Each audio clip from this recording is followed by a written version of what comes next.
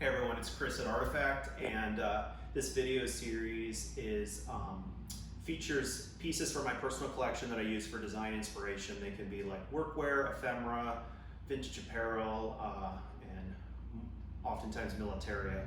Today it's a militaria, and I'm particularly excited to share this piece because I think it's a bit of a jaw dropper. So let's take a look in the bag and see what we've got.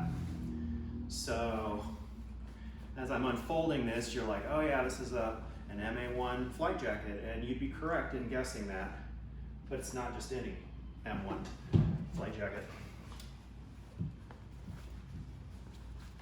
I was in a vintage shop and saw this hanging on the rack, and like, I don't have the greatest vision at this point, but my eye locked in on this shoulder patch real quick.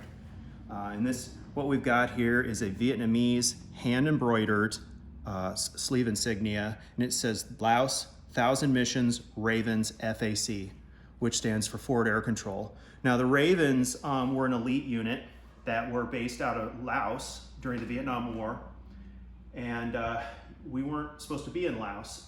So what they would do is they would take forward air controllers that had spent some time in country and gotten some experience under their belt, and they would recruit them out of the Air Force to be part of the Ravens, where they would be stripped of their rank, they would be hired as civilian, and they would be working closely with the CIA to do reconnaissance. They were flying in Cessnas, little civilian two-seater planes, to monitor the Ho Chi Minh Trail, fire rockets into areas where they saw concentrations to direct artillery or other fire onto them. And it was absolutely a dangerous assignment, and many of them did not survive. It's mind-boggling to think about how dangerous that was. But in this jacket, you know, it's a basic issued jacket. We can take a look here. Okay, yeah, so in this government tag, you see a DSA code.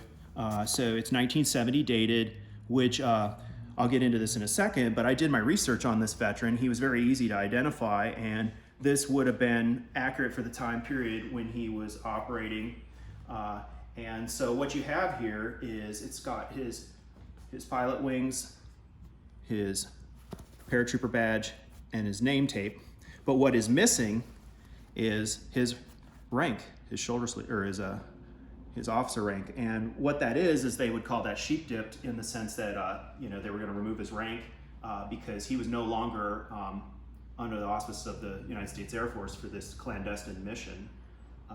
And in my research of him, there's an incredible book that was published about the Ravens right here. It's a great read. It goes into so much depth, and the stories are really, really interesting. But let's see, there's a photo in here of this actual veteran. It's pretty cool.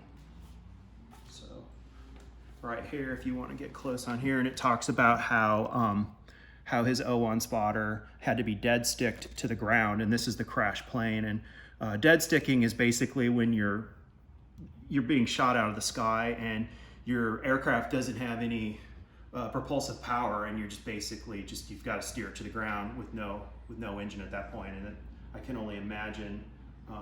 And then it says that his sidekick here is carrying a captured AK-47, and in these two-seaters there'd be somebody in the back that would be observing, and oftentimes when they were under fire, they'd actually have to stick their rifle out the window to return fire.